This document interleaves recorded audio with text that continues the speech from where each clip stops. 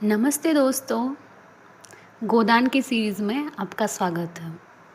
मैं the Apsara of voice of Kirti. अब हम बात कर रहे हैं भाग 7 की। यह अभिनय जब समाप्त हुआ तो उधर रंगशाला की धनुष यज्ञ समाप्त हो चुका था। सामाजिक प्रहसन की तैयारी हो रही थी, मगर इन सज्जनों को उससे विशेष दिलचस्पी न थी। केवल मिस्टर मेहता देखने गए और आधे से अंत तक जमे रहे। उन्हें बड़ा मज़ा आ रहा था। बीच बीच में तालियां बजाते थे और फिर कहो का आग्रह करके अभिनेताओं को प्रोत्साहन भी देने जाते थे। राय साहब ने इस प्रहसन के एक मुकदमेबाज देहाती जमींदार का खाका उड़ाया था।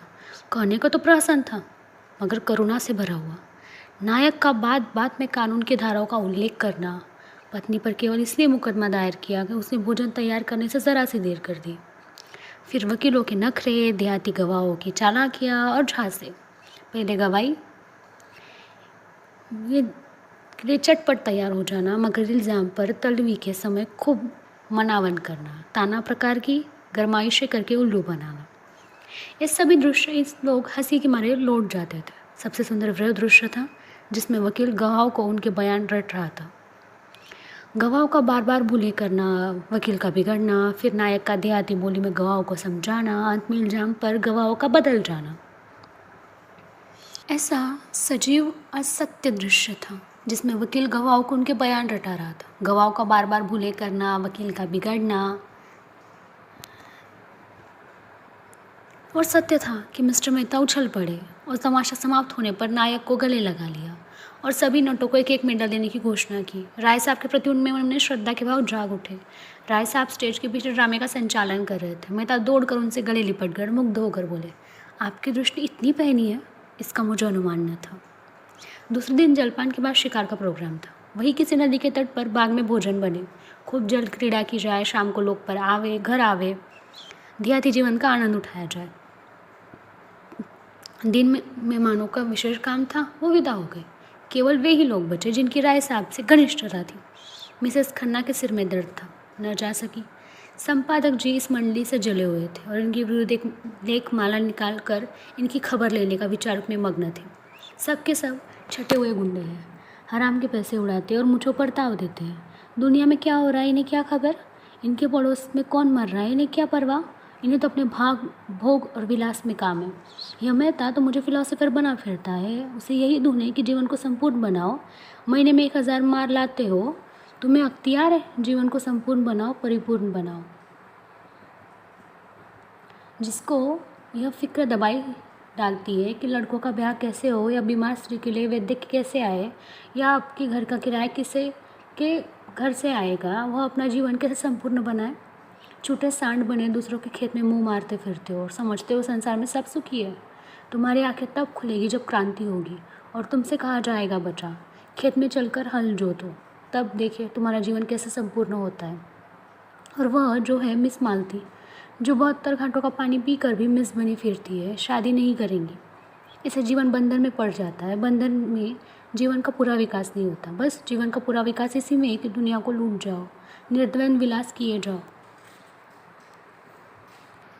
सारे बंधन तोड़ दो, धर्म और समाज को गोली मारो, जीवन कर्तव्य के पास न फटकने दो, बस तुम्हारा जीवन संपूर्ण हो गया। इससे ज़्यादा आसान और क्या होगा। माँ बाप से नहीं पटती, उन्हें धत्ता बनाओ, शादी मत करो, ये बंधन है। बच्चे होंगे, ये मोह पाश है, मगर टैक्स क्यों देते हो। कानून भी तो बंधन है, उसे क्यों नहीं तोड़ते, उससे क्यों कतनी काटते हो। जानते हो ना कि कानून की ज़रा भी अवज्ञा की तो बेड़ियाँ पड़ जाएंगी। बस वही बंधन तोड़ो जिसमें अपने भोग विलास की बाधा नहीं पड़ती। रस्सी को सांप बनाकर पीटो और 30 मार्खा बनो। जितने सांप के पास जाओ ही क्यों, वो फुकार भी मारेगा तो लहरें आने लगेंगी। उसे आते देखो तो तुम दबाकर भागो। यह तुम्हारा संपूर्ण जीवन है। 8 बजे शिकार पार्टी चली। खन्ना ने कभी शिकार न खेला था, बंदूक की आवाज़ से कांपते थे, लेकिन मिस मालती जा रही थी, वह कैसे रुक सकते थे। मिस्टर तनखा को भी अब एक इलेक्शन के विषय में बातचीत करने का अवसर न मिला था। शायद वह अवसर मिल जाए।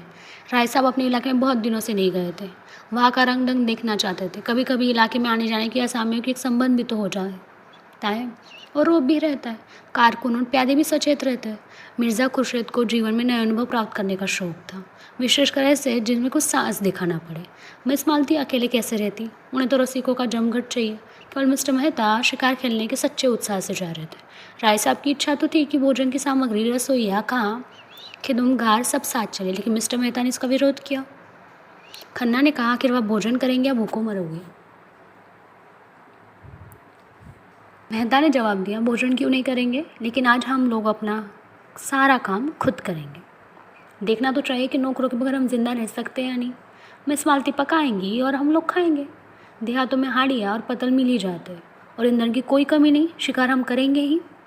मालती ने गिला किया, क्षमा कीजिए, आपने रात मेरी कलाई इतनी ज़ोर से पकड़ी है कि अभी तक दर्द हो रहा है। काम तो हम लोग करेंगे, आप केवल बताती जाइएगा। मिर्ज़ा खुर्शीद बोले, अजय आप लोग तमाशा देखते रहिएगा, मैं सारा इंतज़ाम कर दूंगा। बात ही कौन सी है, जंगल में हाड़ी और बर्तन ढूंढना ही माकत है। हिरन का शिकार कीजिए, भुनिए खाइए और वही दरख्त के साए में खराटे लीजिए। यही प्रस्ताव स्वीकार हुआ। 2 मोटरें चली।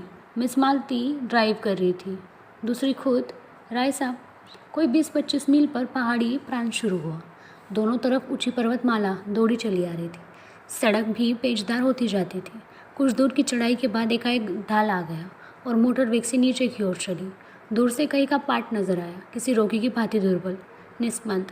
कगार पर एक घने घटे वृक्ष की छांव में कारें रोक दी गई और लोग उतरे। यह सलाह हुई कि 2-2 की टोली बनी और शिकार खेलकर 12 बजे तक यहाँ आ जाए। मिस मालती मेहता के साथ चलने को तैयार हो गई। खन्ना मन में ऐंठ कर रह गए। जिस विचार से आए थे उसमें से पंचर हो गया। अगर जानते मालती दगा देगी तो घर लौट जाते, लेकिन राय साहब का साथ ना रोचक न होते हुए भी बुरा न था। उनमें बहुत सी मामले में बातें करनी थी। खुर्शीद और तनख्वाह बच रहे। उनकी टोली बनी बनाई थी। तीनों टोली की तरफ चल दी। कुछ दूर तक पथरीली पगडंडी पर मेहता के साथ चलने के बाद मालती ने कहा, तुम तो चले ही जाते हो, ज़रा दम से ले लेने दो। मेहता मुस्कुराए, अभी तो हम 1 मील भी नहीं आए, अभी से थक गई। थकी नहीं, लेकिन क्यों ना ज़रा दम ले लो। जब तो कोई शिकार ना हाथ आ जाए, हमें आराम करने का अधिकार नहीं। मैं शिकार खेलने ना आई थी। मेहता ने अनजान बनकर कहा, अच्छा, यह मैं ना जानता था, फिर क्या करने आई थी। अब तुम्हें क्या बताओ। हिरणों का एक झुंड चढ़ता हुआ नजर आया। दोनों एक चट्टान की आड़ में छिप गए और निशाना बांधकर गोली चलाई। निशाना खाली गया, झुंड भाग निकला। मालती ने पूछा, अब कुछ नहीं, चलो फिर कोई नया शिकार मिलेगा। दोनों कुछ देर तक चुपचाप चलते रहे। फिर मालती ने ज़रा रुक कर कहा, गर्मी के मारे बुरा हाल हो रहा है, आओ इस वृक्ष के नीचे बैठ जाए। अभी नहीं, तुम बैठना चाहती हो तो बैठो, मैं तो नहीं बैठता। बड़े निर्दयी हो तुम, सच कहती हो। जब तक कोई शिकार न मिल जाए मैं बैठ नहीं सकता। तब तो तुम मुझे मार ही डालोगे। अच्छा बताओ, रात तुमने मुझे इतना क्यों सताया। मुझे तुम्हारे ऊपर बड़ा क्रोध आ रहा था। याद है तुमने मुझे क्या कहा था, तुम हमारे साथ चलेगा दिलदार। मैं नहीं जानती थी तुम इतने शरीर हो। अच्छा सच कहना, तुम उस वक्त मुझे अपना साथ ले जाते। मेहता ने कोई जवाब नहीं दिया, मानो सुना ही नहीं। दोनों कुछ देर तक चलते रहे। एक तो जेठ की तो दूसरा पथरीला रास्ता। मालती थक कर बैठ गई। मेहता खड़े खड़े बोले, अच्छी बात है, तुम आराम कर लो, मैं यह आ जाऊँगा। तुम अकेले छोड़कर चले जाओगे। मैं जानता हूँ तुम अपनी रक्षा कर सकती हो। कैसे जानते हो। नए एक देविया की यही सिफत है, वह मर्द का आश्रय नहीं चाहती, उससे कंधा मिलाकर चलना चाहती। मालती ने झेपते हुए कहा, तुम कोरे फिलोसोफर हो मेहता, सच। सामने वृक्ष पर एक मोर बैठा हुआ था। मेहता ने निशाना साधा, बंदूक चलाई, मोर उड़ गई। मालती प्रसन्न होकर बोली, बहुत अच्छा हुआ, मेरा शाप पड़ा। मेहता ने बंदूक कंधों पर रखकर कहा, तुमने मुझे नहीं अपने आप को शाप दिया। शिकार मिल जाता तो मैं 10 मिनट की मोहलत देता, अब तो तुम्हें को फ़ौरन चलना पड़ेगा। मालती उठकर मेहता का हाथ पकड़ती हुई बोली, फिलोसोफर को शायद हृदय नहीं होता। तुमने अच्छा किया विवाह नहीं किया, उस गरीब को मार ही डालते। मगर मैं यूँ न छोड़ूंगी, तुम मुझे छोड़कर कहीं नहीं जा सकते। मेहता ने एक झटके से हाथ छुड़ा लिया और आगे बढ़ी। मालती सजल नेत्र से होकर बोली, मैं कहती हूँ मत जाओ, नहीं मैं इसी चट्टान पर सिर पिटक दूंगी। मेहता ने तेज़ी से कदम बढ़ाया और मालती देखती रह गई। जब वह 20 कदम निकल गए तो झुंझला कर उठी और पीछे दौड़ी। अकेले विश्राम करने में कोई आनंद न था। समीक आकर बोली, मैं तुम्हें इतना पशु न जानती थी। मैं जो हिरण मारूंगा उसकी खाल तुम्हें भेंट करूंगा। खाल जाए भाड़ में, मैं अब तुमसे बात न करूंगी। कहीं हम लोगों को हाथ कुछ न लगा और दूसरों के अच्छे शिकार मारे तो मुझे बड़ी झेप होगी। एक चौड़ा नाला मुँह फैलाए बीच में खड़ा था। बीच की चट्टानें उनके दांतों से लगी थी। धार में इतना वेग था कि लहरें उछल पड़ती थी। सूर्य मध्याह्न आ पहुंचा था और उसकी प्यासी किरणें जल में क्रीड़ा कर रही थी। मालती ने प्रसन्न होकर बोला, अब तो लौटना पड़ेगा। क्यों, उस पार चलेंगे, यही तो शिकार मिलेंगे। धारा में कितना वेग है, मैं तो ना बह जाऊंगी। अच्छी बात है, तुम यही बैठो, मैं जाता हूँ। हाँ आप जाइए, मुझे अपने जान से बैर नहीं है। मेहता ने पानी में कदम रखता और पाँव साधते हुए बोले। जो जो आगे जाते थे पानी गहरा होता जाता था, यहाँ तक कि छाती तक आ गया। मालती अधीर हो उठी, शंका से मन चंचल हो उठा। ऐसी विकलता तो उसे कभी न होती थी। ऊंचे स्वर में बोली, पानी गहरा है, ठहर जाओ, मैं भी आती हूँ। नहीं नहीं, तुम फिसल जाओगी, धार तेज है। कोई हरज नहीं, मैं आ रही हूँ, आगे न बढ़ना, खबरदार।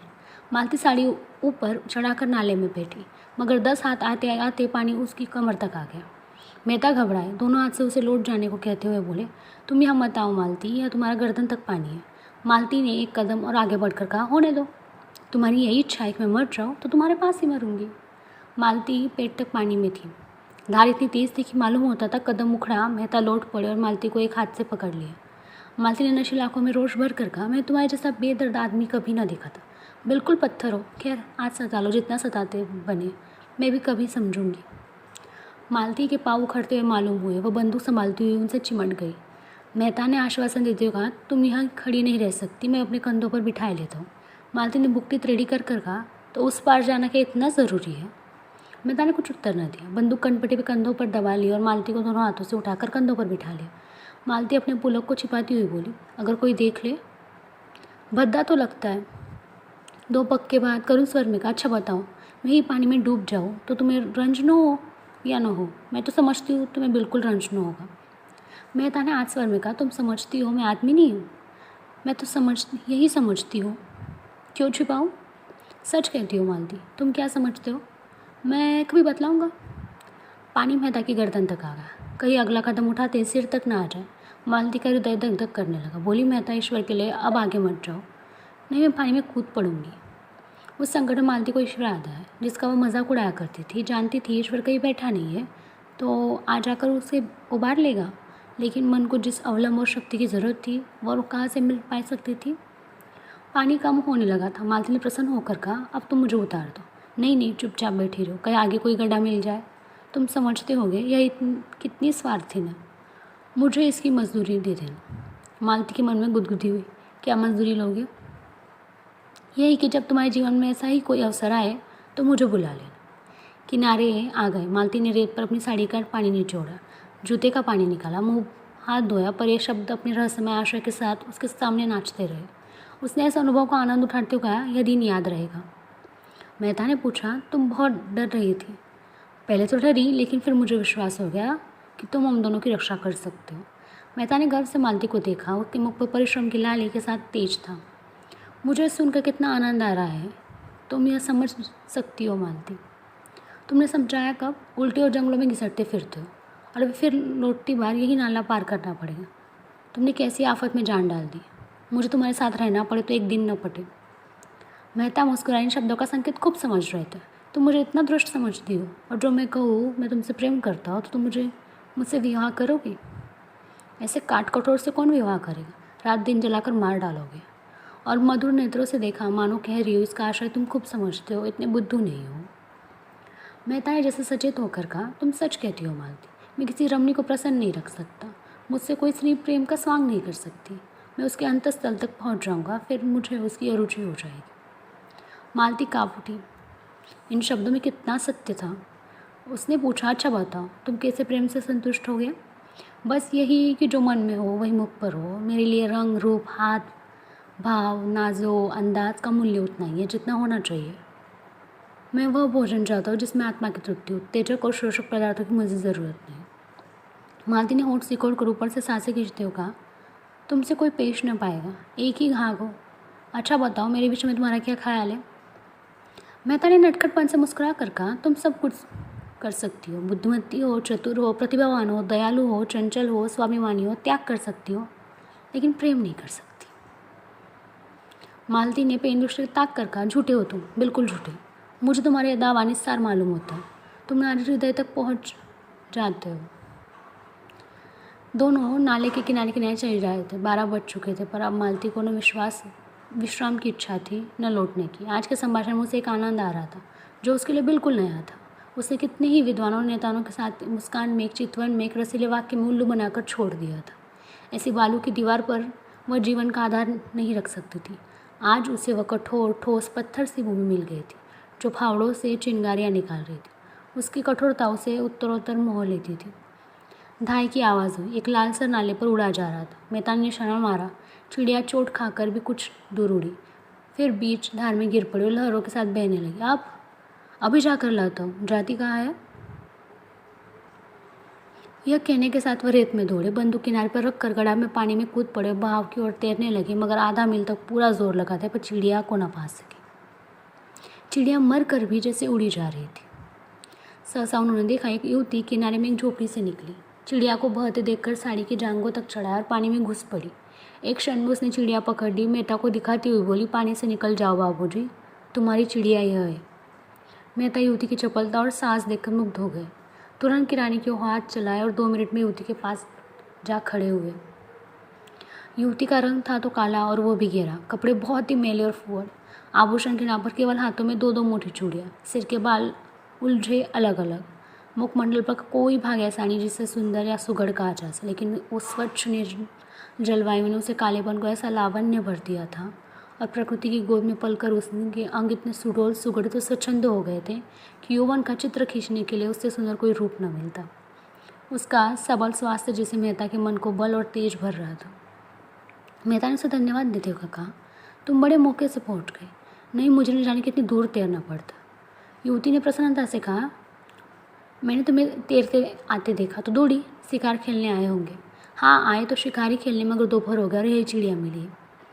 तेंदुआ मारना चाहो तो मैं उसका ठोर दिखा दूँ। रात को या रोज़ पानी पीने आता है, कभी कभी दोपहर में भी आता है। फिर जरा सकुचा कर सिर झुकाए बोली, उसकी खाल हमें देनी पड़ेगी। चलो मेरे द्वार पर, वहाँ पीपल की छाया है। या धूप में कब तक खड़े रहोगे? कपड़े भी गीले हो गए। मेहता ने उसकी देह से चिपकी हुई गीली साड़ी को देखकर कहा, तुम्हारे कपड़े भी गीले हैं।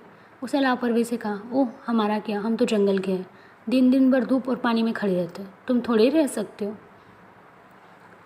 लड़की कितनी समझदार और बिल्कुल गंवार। तुम खाल लेकर क्या करोगी? हमारे दादा बाजार में बेचते, यही तुम्हारा काम है। लेकिन दोपहर ही यहाँ काटे, तुम खिलाओगी क्या? युवती ने लजाते हुए कहा, तुम्हारे खाने लायक हमारे घर में क्या है? मक्के की रोटियाँ खाओ तो धरी है, चिड़िया का सालन पका दूंगी, तुम बताते जाना जैसे बनाना हो। थोड़ा सा दूध भी है। हमारी गैया को एक बार तेंदुए ने घेरा था, उसे सींगों से भगा कर भाग गई, तब से तेंदुआ उससे डरता है। लेकिन मैं अकेला नहीं हूँ, मेरे साथ एक औरत भी है। तुम्हारी घरवाली होगी? नहीं, घरवाली तो अभी नहीं है, जान पहचान की है। तो मैं दौड़ कर उसको बुला लाती हूँ, तुम चलकर छाँव में बैठो। नहीं नहीं, मैं बुला लाता हूँ। तुम थक गए होंगे, शहर के रहिए, जंगल में काहे आते होंगे, हम तो जंगली आदमी, किनारे ही तो खड़ी होंगी। जब तक मेहता कुछ बोले वह हवा हो गई। मेहता ऊपर चढ़कर पीपल की छाँव में बैठे तो उस स्वच्छंद जीवन का उनके मन में अनुराग उत्पन्न हुआ। सामने की पर्वतमाला दर्शन तत्व के भांति अगम्य और अनंत फैली हुई मानो ज्ञान का विस्तार कर रही हो। मानो आत्मा उस ज्ञान को, उस प्रकाश को, उस अगम्यता को, उसके प्रत्यक्ष विराट रूप को देख रही हो। दूर के एक बहुत ऊंचे शिखर पर एक छोटा सा मंदिर था जो उस अज्ञानता को बुद्धि की भांति ऊंचा पर खोया हुआ खड़ा था। मानो वहाँ तक मार कर भी पक्षी विश्राम लेना चाहता और कहीं स्नान नहीं चाहता। मेहता इन्हीं विचारों में डूबे हुए थे कि युवती मिस मालती को साथ लिए आ पहुंचे। एक बन पुष्प की भांति धूप में खिली हुई, दूसरी गमलों के फूल की भांति धूप में मुरझाई और निजरी हो। मालती ने वेदी के साथ कहा, पीपल की छाप बहुत अच्छी लग रही, क्यों और यहाँ भूख के मारे प्राण निकले जा रहे हैं।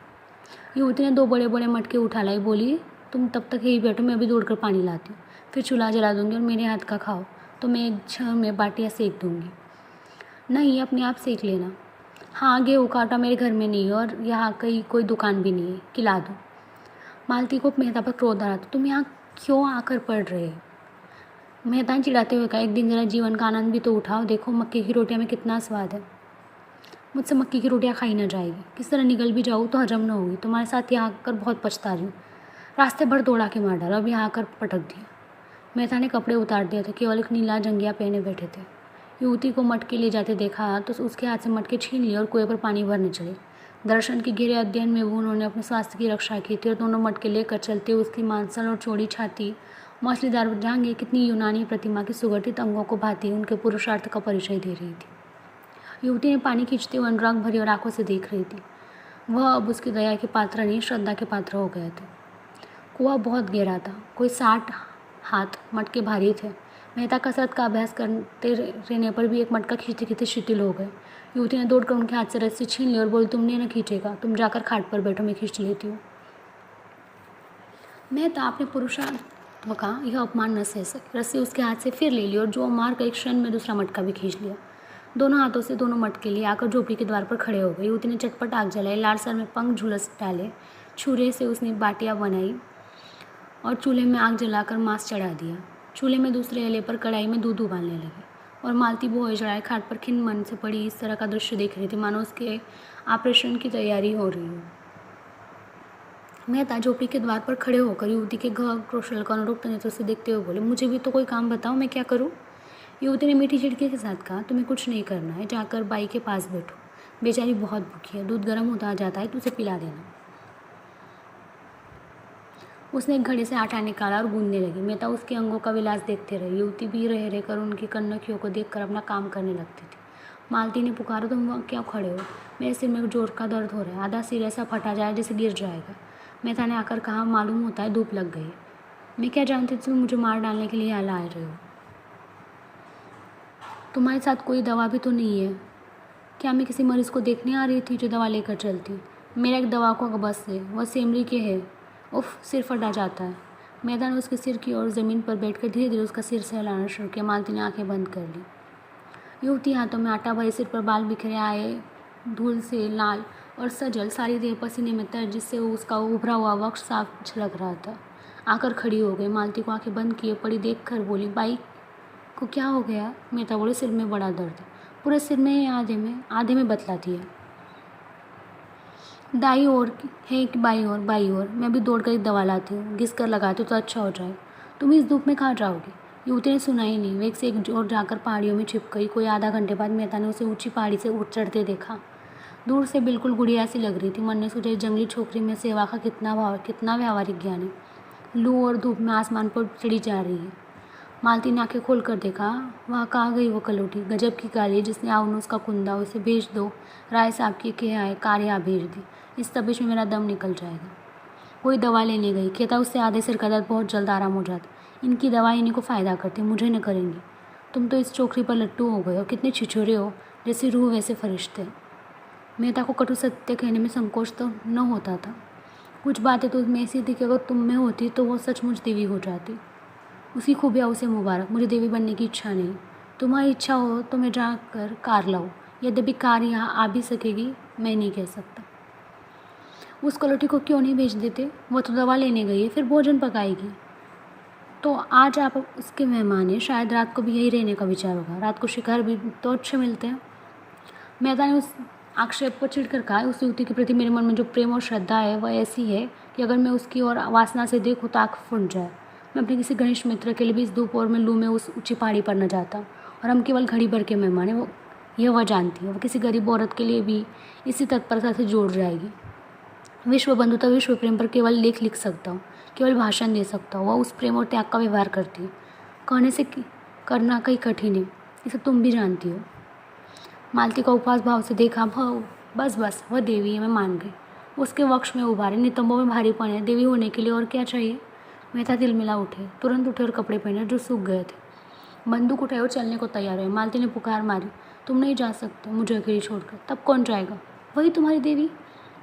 मेहता अद्बुद्धि से खड़े थे। नारी पुरुष पर कितनी आसानी से विजय पा सकती है, इसका आज उन्हीं जीवन में पहला अनुभव हुआ। वह दौड़ती हाँफती चली आ रही थी। वही कलोटी उठी, हाथ में एक झाड़ लिए हुए। समय पाकर मेहता को कहीं जाने को तैयार देखकर बोली, मैं वही जड़ी खोज लाई, अभी घिस कर लगाती हूँ। लेकिन तुम कहाँ जा रहे हो? मांस तो पक गया होगा, मैं रोटियाँ सेक देती हूँ, 2-1 खा लेना। बाई दूध पी लेंगे, ठंडा हो जाए तो चले जाना। उसे निसंकोच भाव थी मेहता की अचकन को बटने खोल दी। मेहता अपने को बहुत रोक लिए थे। जी होता था इस गवारी को चरणों को चूम ले। मालती ने कहा, अपने दवाई रहने दो, नदी के किनारे बरगद के नीचे हमारी मोटर कार खड़ी है, वहाँ और लोग होंगे, उनसे कहना कार यहाँ लाए। दूरी हुई जा। युवती ने दिन नेत्रों से मेहता को देखा। उसकी मेहनत से बूटी लाई, उसका यह अनादर, इस गवारी को दवाई नहीं जची तो नहीं सही, उसका मन रखने के लिए ज़रा सी लगवा लेती तो क्या ही हो जाता। उसने बूटी ज़मीन पर रख कर कहा, अब तो चूल्हा ठंडा हो जाएगा बाई जी, कहो तो रोटियाँ सेक कर रख दूँ। बाबूजी खाना खा ले, तुम दूध पी लो, दोनों जने आराम करो, तब तक मैं मोटर वाले को बुला लाऊंगी। वह झोपड़ी में गई। बुझी हुई आग फिर जलाई। देखा तो मांस उबल गया था, कुछ जल भी गया था। जल्दी जल्दी रोटियां सेकी, दूध गर्म था, उसे ठंडा किया और एक कटोरे में मालती के पास लाई। मालती ने कटोरे से भद्देपन पर मुंह बनाया, लेकिन दूध त्याग न सकी। मेहता झोपड़ी के द्वार पर बैठकर एक थाली में मांस और रोटियां खाने लगी। युवती खड़ी पंख झल रही थी। मालती ने युवती से कहा, उन्हें खाने दो, कहीं भागे नहीं जाते, तू जाकर गाड़ी ला। युवती ने मालती की ओर एक बार सवाल की ओर देखा। यह क्या चाहती है, इसका आशय क्या है? उसे मालती के चेहरे पर रोगियों की किसी नम्रता और कृतज्ञता और याचना न दिखाई दी। उसकी जगह अभिमान और प्रमाद झलक रहा था। गंवारीन मनोभाव को पहचानने में चतुर थी। बोली, मैं किसी की लौंडी नहीं हूँ भाई जी, तुम बड़ी हो, अपने घर की बड़ी हो। मैं तुमसे कुछ मांगने तो नहीं जाती, मैं गाड़ी लेने जाऊँगी। मालती ने डांटा, अच्छा तूने गुस्ताखी पर कमर बांधी, बता तू किसके इलाके में रहती है? यह राय साहब का इलाका है, तो तूने उन्हीं राय साहब के हाथों हंटरों से पिटवाऊंगी। मुझे पिटवाने से अगर तुम्हें सुख में तो पिटवा लेना भाई जी, कोई रानी महारानी थोड़ी उकिलस कर भेजनी पड़ेगी। मेहता ने 2-4 कोर निगले थे कि मालती की ये बातें सुनी। कोर कंठ से टक गया, जल्दी से हाथ धोया और बोले, वह नहीं जाएगी, मैं जा रहा हूँ। मालती भी खड़ी होगी, उसे जाना पड़ेगा। मेहता ने अंग्रेजी में कहा, तुम उसका अपमान करके तुम अपना सम्मान बढ़ा नहीं रही हो मालती। मालती ने फटकार बताई, ऐसी ही लौंडियाँ मर्दों को पसंद आती, जिनमें और कोई गुण हो ना हो, उनकी टहल दौड़ दौड़ कर प्रसन्न मन से भरे और उनका भाग्य सराहे कि इस पुरुष ने तो मुझसे यह काम करने को तो कहा। वह देवी आए, शक्ति आए, विभूति आए। मैं समझती थी तुम पुरुषत्व तुमसे कम से कम नहीं है, लेकिन अंदर से संस्कार तो तुम भी वही बर्बर हो। मेहता मनोविज्ञान के पंडित थे, मालती के मनोरहस्य को समझ रहे थे। ईर्ष्या का ऐसा अनोखा उदाहरण उन्हें कभी न मिला था। उस रमणी में जो उस मृदु स्वभाव, उतनी उदार, उतनी प्रसन्न मुख थी, ईर्ष्या को ऐसी प्रचंड ज्वाला। बोले, कुछ भी कहो, मैं उसे न जाने दूंगा। उसकी सेवा और कृपाओं का यह पुरस्कार देकर मैं उसे अपनी नज़रों में नीच नहीं बना सकता।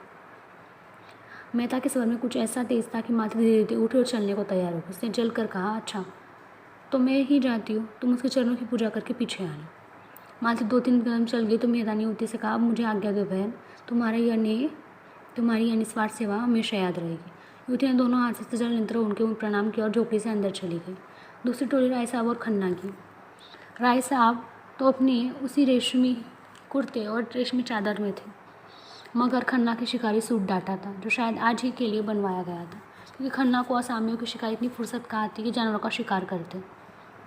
खन्ना ठीक नहीं करने रूपवान आदमी थे, गेहुआ रंग, बड़ी बड़ी आंखें, मुंह पर लेचक के दाग, बातचीत में बड़े कुशल।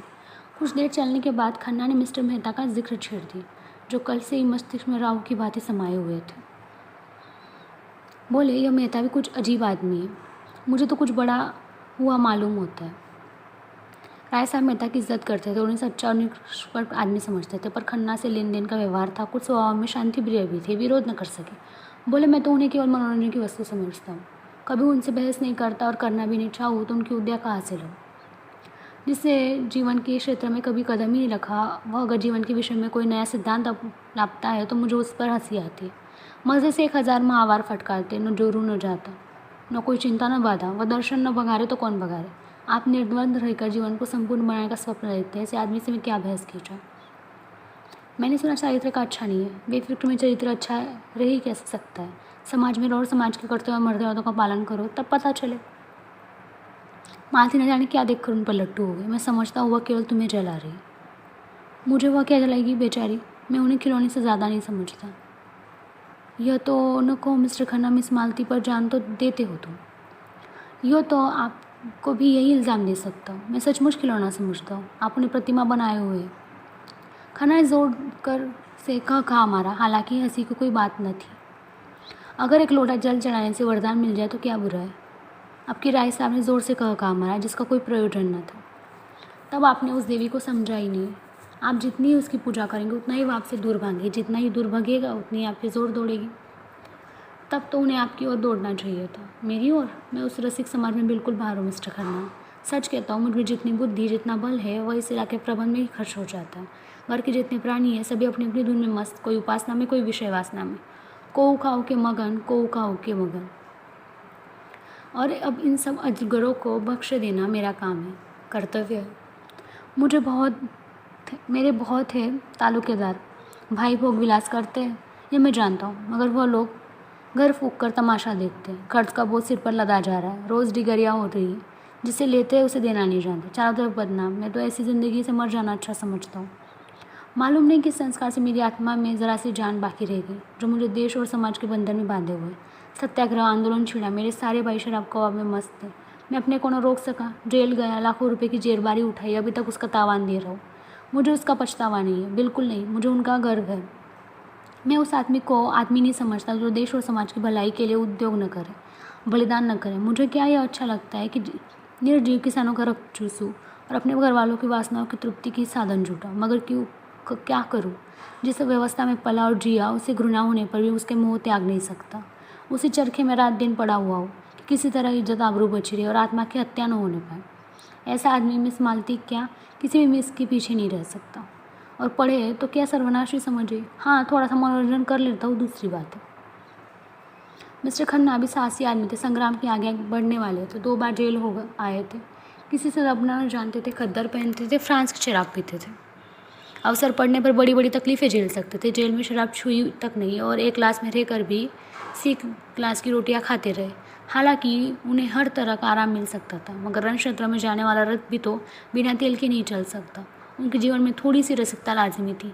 बोले, आप सन्यासी बन सकते हैं, मैं तो नहीं बन सकता। मैं तो समझता हूँ कि जो भोगी है वह संग्राम भी पूरे उत्साह से नहीं जा सकता। जो रमनी से प्रेम नहीं कर सकता, उसके देश प्रेम में मुझे विश्वास है। राय साहब मुस्कुराए। आप मुझे पर आवाज़ कसने लगे। आवाज़ नहीं है, तत्व की बात है। शायद हो।